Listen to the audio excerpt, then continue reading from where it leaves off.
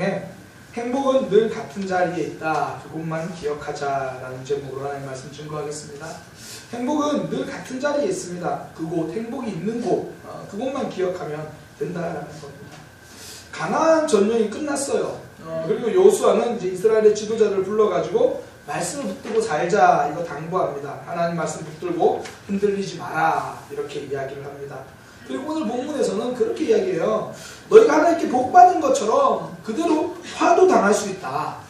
말씀을 지키지 않으면 화도 당한다. 뭐 이렇게 이야기를 합니다. 하나님의 말씀을 잘 지키면 복이 된다. 이런 말씀도 있지만요. 그렇지 않으면 화를 당한다. 이런 말씀도 있습니다. 아니 성경에 보면요. 이런 말씀이 더 많습니다. 말씀을 지키면 복 받는다. 그렇지 않으면 화가 임한다. 이게 가장 대표적으로 좀 잘 나와 있는 성경이 신명기 28장이거든요. 거기 보면 순종하는 자가 어떻게 복 받는지 쫙 이렇게 설명하고 그렇지 않은 자가 어떻게 이렇게 저주, 화가 임한지 쭉 적혀 있어요. 근데 순종하는 자에게 임할 복이 적혀 있는 것은 14구절이에요. 14절. 그런데 지키지 않을 때 어떻게 되냐? 54구절이에요. 그 4배, 4배. 그러니까 더 많다라는 거죠. 그런가 하면요. 선지서 한번 보세요. 잘하면 복 줄게 이런 내용보다 대부분 죄에 대한 경고로 가득합니다. 이게 알려주는 게 뭔가요? 사람은 하나님을 그렇게 쉽게 잘 떠난다는 겁니다. 사람은 그래요. 사실 뭐 이게 계속 이렇게 경고하는 이유가 그거거든요. 그게 연약하다는 거예요. 뭐 오늘도 밀양병원에 뭐 안타까운 참사가 있었는데 뭐 화재, 불조심 이런 거 언제 강조하죠? 겨울에 강조합니다. 왜 그렇죠? 그만큼 건조해서 불이 많이 나잖아요. 그러니까 강조해요. 그러니까 불조심을 자꾸 강조한다? 불이 나기 쉽다라는 거예요. 자꾸 너희가 말씀에 불순종하면 화가 임한다. 불순종이 많다라는 거거든요. 사람은요 하나님을 쉽게 떠나요. 우리나라에 전 세계적으로 좀 우리나라에서 굉장히 많이 팔린 책이 있어요. 다른 나라에 비해서 마이클 샌델 교수의 저스티스 정의란 무엇인가 이 책이요. 미국보다 한국이 더 많이 팔렸대요. 한국에서만 100만 부가 팔렸대요. 그러니까 정의란 무엇인가? 왜 그렇죠? 한국 사람은 우리나라가 정의롭지 못하다고 생각을 하는 거예요. 우리나라가 불공평하다 그렇게 생각하는 거죠. 그만큼 그런 생각을 하니까 이 그더책을 많이 본다는 거죠. 그러니까 재미있지 않나요? 사람들이 하나님보다 다른 길을 더 많이 선택하는 거죠. 분명히 어느 길이 사는 길인지 알아요. 이스라엘 백성들도 원체 많이 들어서 알아요. 그런데 다른 길을 선택해요. 그러니까 사람들은 그만큼 죄가 익숙하고요. 하나님을 떠나는 것이 익숙한 존재입니다. 그래서 기독교가 은혜의 종교가 되는 거예요. 사람들은 자기 힘대로, 자기 뜻대로 하나님을 막 이렇게 잘 찾지 않거든요. 자기 힘대로 살고, 자기 뜻대로 살고, 금세 넘어지고 깨지기 쉬운 거, 이게 사람이거든요. 그러니까 계속 하지 마라, 하지 마라. 그렇게 말을 해야 될 만큼 저와 여러분은 연약한 존재라는 겁니다. 그런데 그런 우리를 하나님이 자녀로 삼아 주셨습니다. 그러니까 은혜죠. 그러니까 잘나고 똑똑해서가 아니라 야 말씀 잘 지킬 것 같아 이게 아니라 연약하고 악한데도 불구하고 자녀 삼아 주셨어요. 이게 은혜인 거죠. 그래서 이 믿음 좋은 사람들의 특징이 있습니다. 내가 부족하다, 내가 연약하다 고백하는 사람들입니다. 나는 완악하다. 이게 똑바로 보는 사람들입니다. 그래서요 신앙은 하나님 붙드는 게 능력이에요. 내 힘 붙들고 내 생각 붙드는 게 아니라 하나님 속에 답이 있다 그거 붙드는 거예요. 하나님 안에 행복이 있다 이거 고백하는 겁니다. 그러니까 성경을 읽다가요 혹시나 성경 내용 중에서 내가 한다, 내가 할 수 있다 주어가 사람으로 바뀌기 시작하잖아요. 그러면 분명히 거의 대부분 뒤에 따라온 게 뭐냐면 죄악이에요. 죄악이고 무너지는 모습. 이스라엘 왕 중에서 이제 여로보암이라는 사람이 왕이 되었어요. 처음에 그 사람 왕을 하나님이 세워주셨어요. 하나님이 세워주셨는데 나중에 내가 왕권이 강해지고 싶다 내 힘으로 노력하기 시작합니다. 어떻게 노력하냐면 여로보암이 왕이 될 때 처음으로 이스라엘 남과 북으로 갈라져요. 남쪽엔 르호보암, 북쪽엔 여로보암. 북쪽에 왕이 됐는데 이제 갈라진 지 얼마 안 되니까 그렇게 많이 싸우고 이런 거 아니에요. 그러니까 북쪽에 있던 사람들이 절기가 되면 예루살렘 성전으로 내려가야지. 그럼 남쪽으로 내려가요. 남쪽으로 내려가서 제사를 지내고 올라온다고요. 그러니까 여로보암 왕이 이러다가 사람들이 다 남쪽으로 가면 어떡하지? 그러니까 내 왕권이 불안하잖아요. 내 왕권을 지키기 위해서 뭘 하냐면 우리 예루살렘으로 안 내려가도 돼. 우리 여기서 내가 산당 만들어주고 내가 여기서 하나님 잘 섬길 수 있게 우리 하나님을 가장 잘 나타낼 수 있는 금송아지 만들어줄 테니까 여기서 하나님 섬겨. 그리고 레위인들이 많이 없으니까 굳이 레위인들 제사장 하지 말고 원하는 사람들 누구나 시켜줄게. 그렇게 한 거예요. 자기가 내 왕권을 강하게 지키려고 내 힘으로 하려고 하죠. 그때부터 넘어지는 겁니다. 내 힘을 의지하기 시작하면 넘어진다는 거예요. 그러니까 우리가 기도한다는 건 여로보암 안 되기 그거예요. 다윗 되기 이런 거예요. 다윗은 늘 내 힘으로 안 되고 하나님 의지에 살았던 그런 사람이거든요. 이게 기도예요. 예배도 그런 거죠. 일주일 동안 내 힘으로 살 수 없다. 하나님 저는 여로보암 같은 삶이 아니라 다윗 같은 삶을 살고 싶어요. 이 고백이 예배라고요. 여로보암의 삶이 아니라 다윗 삶 살겠어요. 저는 이 금요기도에 더 많은 분들이 오셨어요. 더 많은 분들이 오셨으면 좋겠어요. 하나님 내 힘으로 사는 게 아니라 하나님 붙드는 다윗 삶 살고 싶어요. 이렇게 고백하는 거예요. 우리가 이렇게 이 여로보암 삶 내 힘이 아니다. 하나님의 힘으로 산다. 다윗 삶 선택할 수 있는 이유는요. 하나님은 달라지지 않아요. 변하지 않아요. 늘 그 자리에 계신 거예요. 그래서 오늘 14절부터 하는 말이 그거예요. 하나님이 지금까지 인도해 주셨다. 복 주셨다. 응답해 주셨다. 그러니까 이제 그것만 떠나지 말자. 이것만 잘 지키자. 하나님 안에 거하자. 말씀만 지키자. 다른 게 아니라 우리가 하나님 안에만 지키면 된다. 그런 이야기거든요. 이게요. 신앙은 참 재밌는 게 원리가 똑같아요. 이스라엘이 가나안 점령할 때 원리랑 가나안 땅에 정착했을 때 원리가 똑같아요. 가나안 점령할 때 원리가 뭐냐면 하나님 붙들면 이겨예요. 정착했을 때 원리가 뭐냐면 하나님 붙들면 형통해 이거예요. 세상은요. 점령의 원리와 통치의 원리가 다릅니다. 그런데 하나님은 점령의 원리와 통치의 원리가 똑같아요. 그 조선시대에 우리가 성군하면 세종대왕 제일 먼저 떠올리잖아요. 이 세종대왕이 원래 첫째가 아니거든요. 셋째예요. 그러니까 원래 세자도 아니었고요. 근데 첫째 양녕대군이 원래 왕이 되어야 하는데 뭐 임금감이 아니라고 판단해가지고 결국 셋째 이제 충녕대군 왕이 세종대왕이 되거든요. 뭐 가장 정설은 양녕대군 행실이 올바르지 않아가지고 맨날 이렇게 안 좋게 행동하고 그러니까 이제 그 첫째를 빼고 셋째로 이제 그 왕을 세웠다 이제 그렇게 이야기해요. 한편으로 어떤 이야기를 했냐면 세종이 훨씬 더 이 다음 세대를 이끌어가기에는 더 적합한 왕이었다는 생각이 있었기 때문에 세웠다라는 거죠. 그러니까 그 세종대왕의 아버지 태종 이방원은요 굉장히 사람 많이 죽인 왕이거든요. 굉장히 많이 죽이고 그래서 칼로 다스린 왕이에요. 그러니까 나는 칼로 다스렸지만 내 다음 통치 방법이 달라져야 된다. 붓으로 다스리는 가장 책 좋아하는 셋째에게 넘겼다. 뭐 그런 이야기도 있어요. 세상은요 초창기 왕권을 잡을 때 통치 방법과 그것을 이어가는 방법이 다릅니다. 그런데 성경은 그렇지 않습니다. 가나안 점령할 때나 거기 정착할 때나 하나님 붙들고 사는 거 그거면 된다는 거죠. 뭐 다윗 왕 점령왕이잖아요. 그런데 다윗이 솔로몬에게 마지막 부탁하는 거 다른 거 아니에요. 하나님 말씀 잘 붙들어라. 말씀 잘 붙들고 살아라. 오늘 여호수아가 했던 거랑 똑같은 이야기예요. 자기가 점령하면서 가지고 있었던 원리 그대로 말해주는 겁니다. 사단의 속임수가 뭐냐면 원리가 다르다 이렇게 말합니다. 교회에서와 가정에서 원리가 다르다. 교회에서는 말씀대로 하지만 세상에서는 그래도 성공하려고 하면 회사가 잘 되려고 하면 세상의 원리로 해야 된다. 이게 사단의 속삭임이거든요. 하나님의 말씀은 원리가 같다라는 겁니다. 그래서 교회에서 존경받는 집사님은 가정에서도 존경받는 거고요. 교회에서 존경받는 분은 회사에서도 존경받는 분이 되는 겁니다.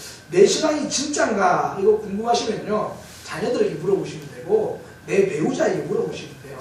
신앙의 원리는 똑같거든요. 내 배우자가 내 신앙을 존경해준다. 그러면 내가 신앙생활 다르게 하고 있다. 그러면 거의 틀리지 않아요. 하나님의 방법, 하나님의 원리는 변하지 않습니다. 다 말씀 안에 있다는 거예요. 그래서 이스라엘은요. 행복을 다른 곳에서 찾을 필요가 없습니다. 늘 같은 자리, 하나님의 말씀 그 안에 있는 거예요. 하나님이 인도하셨다. 앞으로도 인도하신다. 그러니 하나님 안에만 붙어있으면 그 자리가 행복의 자리다. 그거죠. 오늘 그 이야기 하는 거거든요. 그래서 성도에게 필요한 건 뭐냐면 다른 곳으로 눈 돌리지 말고 기웃거리는 삶이 아니라 하나님만 보겠다. 이런 뚝심이 좀 필요한 것 같아요. 그러니까 신앙생활 잘하는 방법 뚝심으로 하는 거예요. 뚝심으로. 다른 거 안 보겠다. 선배 목사님들이 그런 얘기를 가끔씩 하세요. 그래서 이 군인들이 한번 신앙생활을 하기 시작하면 굉장히 잘한대요. 예, 뚝심 있게 한다는 거죠. 뭐 상명하고 하나님께 그대로 뚝심 있게 신앙생활을 하는 거죠. 여호수아도요, 마지막까지 점령을 무사히 마칠 수 있었던 이유는 뚝심이죠. 처음 하나님 붙들기로 작정하고 끝까지 하나님 붙은 거죠. 하나님이 답이다, 이거 알아서 그렇죠. 이게요, 답이 없으면 그때부터 답이 너무 많아집니다. 저는 옷을 사러 갈 때요, 이 쇼핑 갈 때 거의 잘 안 둘러봐요. 왜냐면 전 답을 딱 정하고 가거든요. 그러니까 옷가게 들러가서 딱 이렇게 물어요. 이런 스타일의 옷이 있나요? 그거만 뭐 없으면 그냥 나와요. 그러니까 저는 가기 전에 이런 스타일에 얼마 안으로 산다, 답을 다 정하고 와요. 그러니까 저는 그것만 하고 딱 가서 그 옷 있으면 사고 없으면 말고 그냥 와요. 근데 답이 없으면요, 이것저것 다 답이 돼요. 이것도 이쁘고 저것도 이쁘고 다 사고 싶어지는 거죠. 마음이 흔들리는 거예요. 그때부터는 뚝심이 아니라 변심되기 시작하는 겁니다. 답이 없어서 그래요. 이스라엘 백성들 하나님의 말씀이 답이다 생각하면 안 흔들리거든요. 근데 나중에 넘어지는 이유가 하나님만 답이다, 이게 흔들려서 그래요. 답이 너무 많아지는 거죠. 스펙이 답처럼 보이고 주일에도 스펙 쌓으러 가야 되고 사람이 답처럼 보이니까 예배 시간보다 사람 만나러 가야 되고 하나님만 답이다, 이걸 놓치니까 이스라엘 백성들은 바알에게 기웃거리고 아세라에게 기웃거리고 이것도 답이고 저것도 답이고 답을 놓치면 전부 다 답처럼 보이는 거죠. 뚝심 없는 삶, 변심하는 삶 되는 거죠. 그때부터 넘어지고 타락하는 겁니다. 예수님 보세요. 처음부터 끝까지 하나님만 보고 가십니다. 답이 하나라서 그래요. 바리새인들이 뭐라고 하든지 서기관들이 뭐라고 하든지 예수님의 답은 하나님이거든요. 그러니까 그냥 하나님의 답에 십자가가 있으니까 올라가는 거예요. 답이 그거니까요. 마음은 흔들려요. 그러나 결정은 안 흔들려요. 이게 뚝심입니다. 흔들릴 수 있어요. 다른 게 더 좋아 보일 수도 있고요. 믿지 않는 사람들이 사는 방식, 그 행동이 더 좋아 보일 수도 있어요. 그러나 내 인생의 어떤 질문에도 답은 하나님이다 고백하는 거예요. 뚝심이죠. 눈빛은 흔들릴 수 있습니다. 마음은 흔들릴 수 있습니다. 내 결정, 내 행동은 흔들리지 않겠다. 이런 사람이 큰 일을 만들어내는 거예요. 이런 사람이 유혹을 이기는 믿음이 되는 거죠. 뚝심 있는 신앙입니다. 이 뚝심 있는 신앙의 비결이 있습니다. 내 헌신을 거기다 넣어두면 돼요. 그러면 흔들리지 않아요. 사람들은요, 내가 투자한 곳에 어쨌든 마음을 쓰고 또 거기를 잘 못 떠나요. 그러니까 내가 헌신한 거 있잖아요. 내 삶의 시간 하나님께 넣어놓고 내 삶을 거기 넣어놓고 그러면 그때부터 뚝심이 생겨요. 어떤 뚝심도 생겨가지고 이거 못 들고 가는 거죠. 우리 사랑의 교회는 누가 가장 우리 교회를 사랑할까요? 물론 하나님이 가장 사랑하시겠죠. 그런데 그거 말고요, 여기 쓸고 닦고 청소하신 분들, 그런 분들 있죠. 이 교회 세우고 이 건물 세우기 위해 내 땀과 내 피, 내 노력 놓은 분들, 이런 분들은요 흔들리지 않아요. 내 헌신 거기 두니까 내 마음 거기 있거든요. 그러니까 우리나라가 제일 처음에 명태, 조태 이런 거 생길 때 왜 이 땅의 아버지들이 많이 힘들어하셨나요? 내 평생을 거기 쏟아 넣었는데 난 거기다 뼈 묻을 줄 알았거든요. 내 헌신을 거기 넣어놓으니까 나는 평생 거기 있을 줄 알았다는 거죠. 흔들리지 않고 뚝심이 생겼던 겁니다. 그런데 막상 거기서 떠나려고 하니까 아픈 거죠. 이스라엘 백성들 보세요. 점령 1세대는 흔들리지 않습니다. 내 수고와 헌신을 거기에 넣어놔서 그래요. 그들은 함께 하나님과 함께 달렸던 사람들이고요. 하나님 붙잡고 그 헌신의 경험이 있던 사람들입니다. 흔들리지 않는 뚝심 있는 신앙 되기를 원하십니까? 가장 많이 흔들리는 그곳을 내 사명으로 생각하시고 내 헌신을 집어넣으시기 바랍니다. 내가 가장 미워하는 사람 있죠. 저 사람은 내가 전도해야 될 사람이다. 그렇게 생각하시면 돼요. 저 사람은 내가 세워줘야 될 사람이다. 그렇게 생각하면 돼요. 내 사명으로 생각하고 내 헌신 넣기 시작하면 흔들리지 않습니다. 뚝심 있는 신앙 된다는 거죠. 이스라엘 백성들 그 하나님께서 말씀하신 행복의 원리는 변하지 않아요. 거기 뚝심 있게 붙들고 살아가는 거 필요하다는 거죠. 행복의 자리는 움직이지 않습니다. 늘 같은 자리, 하나님의 곁, 그 자리가 행복의 자리입니다. 이 자리를 뚝심 있게 지키시기를 바랍니다. 늘 같은 자리니까 이게 랜드마크가 돼요. 저는 신앙생활에서 이 랜드마크라는 단어 굉장히 좋아해요. 설교 시간에 여러 번 이야기를 하는데 그 서울의 랜드마크가 어디죠? 네, 그렇군요. 네, 네. 제가 말한 거기가 아니었는데, 거기 맞아요. 서울의 랜드마크 장안동 194 17번지. 아멘. 네. 제가 웃기려고 다른 걸 적어왔는데 졌어요. 제가. 저희 랜드마크 63빌딩입니다. 이렇게 적어왔는데 제 마음속에 영원한 랜드마크 63빌딩이에요. 서울은 63빌딩. 잠시 타고죠. 경고. 잠시 타고. 늘 그 자리에 있잖아요. 잠시 타고. 그러니까 다른 곳에 있어도 잠실이 어디예요? 잠실 가고 싶으면 그거 보면 돼요. 거기 보면 아 저기가 잠실이구나. 하나님이 계신 곳 거기가 랜드마크예요. 거기가 중심이에요. 이 중심만 기억하면 돼요. 그러니까 내가 혹시나 하나님을 떠났을 때 그때 다른 거 생각하지 말고요. 하나님만 생각하면 되는 거예요. 그러니까 15절 16절 그 말씀이 뭐냐면 말씀 제대로 못 지켰을 때 너희가 망하게 된다. 쫄딱 망한다. 그런 이야기거든요. 다 쫓겨난다. 근데 어떻게 하면 회복될까? 다른 거 없어요. 하나님이 계신 곳 그곳으로 돌아오면 돼요. 하나님은 움직이지 않으니까. 하나님은 랜드마크가 되시니까. 행복은 늘 그 자리에 있으니까 그 중심만 기억하면 돼요. 솔로몬이 성전을 짓습니다. 성전을 짓고 나서요 이렇게 이야기해요. 하나님 우리가 너무 죄를 많이 지어서 우리가 이 나라가 망하고 우리가 너무 죄를 많이 지어서 하늘에 비가 내리지 않고 우리가 죄를 너무 많이 지어서 재앙이 임할 때에 우리는 그때 하나님께 돌아오겠습니다. 그러면 회복시켜주세요. 랜드마크가 거기 있다는 거예요. 행복은 하나님께 있다는 거예요. 그거 가는 거예요. 사단은 자꾸 우리의 죄의 크기를 이야기하거든요. 얼마나 멀리 떨어졌냐 자꾸 이거 이야기해요. 거리를 이야기해요. 하나님과 멀리 떨어졌으니까 너 이제 회복되기 힘들어. 네 죄가 너무 커가지고 이제 그거 버리고 오기 힘들어. 신앙생활 제일 어리석게 하는 사람들은요 죄가 많아가지고 신앙생활 못하겠다고 말하는 사람들입니다. 하나님은 거리를 보지 않습니다. 하나님은 크기를 보시지도 않습니다. 단지 방향입니다. 하나님이 계신 그곳만 바라보면 됩니다. 하나님은 변하지 않거든요. 흔들리지 않으시거든요. 늘 그 자리예요. 신앙의 원리는 요수아 때나 이스라엘 백성들이 왕정 시대나 포로 이후에나 오늘날에나 똑같습니다. 하나님께로 오면 됩니다. 내가 그동안 예배를 얼마나 빠졌는가, 내가 그동안 얼마나 교만했는가, 이게 아니고요. 하나님은 그 자리에 계신다. 이게 중요한 거죠. 하나님은 나를 기다리신다. 이게 중요한 거예요. 성도는 변하지 않으시는 그 하나님, 그 하나님의 중심만 생각하면 되는 거예요. 이거 잘한 사람이 다윗이잖아요. 밧세바 사건, 자기가 그 자기 사랑하는 부하를 죽였어요. 굉장히 나쁜 사람이라고 낙인 찍힐 수 있고 회복 못할 수도 있어요. 근데 다윗은 그 중심 하나님이 계신 곳 기억했어요. 아 그래요. 하나님 나를 용서해 주세요. 다윗이 인구조사를 하거든요. 굉장히 하나님 그걸 큰 잘못이라고 하나님 재앙을 내리십니다. 그때 다윗 하나님 계신 곳을 기억했어요.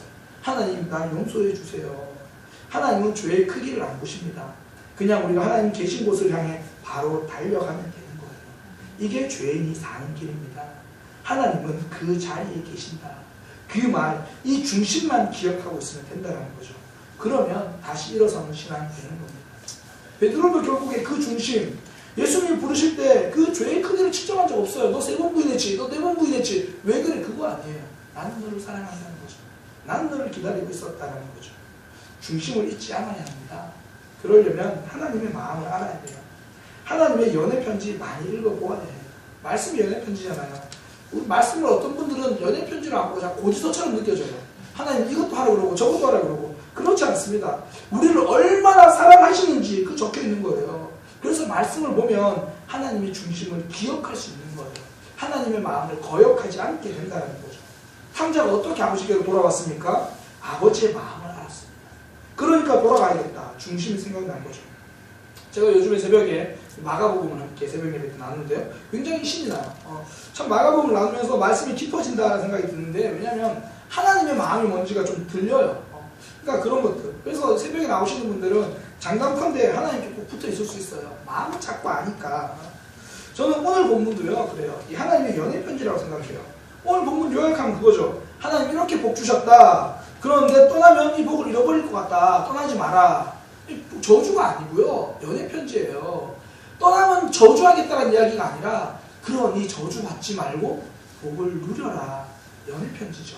하나님의 마음인 겁니다. 그러니까 자꾸 하지 마라 말씀하시죠. 자꾸 저주 이야기하고 심판 말씀하시죠. 그거 사랑입니다. 경고는 언제나 사랑입니다. 하나님은 언제나 사랑하시는 그 자리에 계시는 거죠. 변하지 않으십니다. 언제나 행복은 같은 자리에 하나님 안에 있습니다. 그러니까 다른 데 기웃거리지 않고 우리는 거기를 보는 겁니다. 제가 오늘 말씀을 통해 두 가지가 필요하다고 말씀드렸습니다. 첫 번째, 뚝심이 필요합니다. 내 마음 흔들리지 않을게요. 자꾸 흔들릴 것 같으면 헌신하시면 돼요. 내 사명이다 생각하시면 돼요. 두 번째는 하나님이 계신 곳이 거기가 중심이라고 생각하면 돼요. 내가 어느 변두리에 있든지 내 죄의 크기나 거리 보지 않고 중심으로 돌아가면 무조건 되는 거예요. 하나님이 변하지 않으니까. 그래서 그 중심으로 돌아가려면요, 하나님의 마음을 아셔야 돼요. 나를 사랑하신다, 나를 기다리신다, 연애 편지, 말씀을 통해 하나님의 마음을 알아가는 겁니다.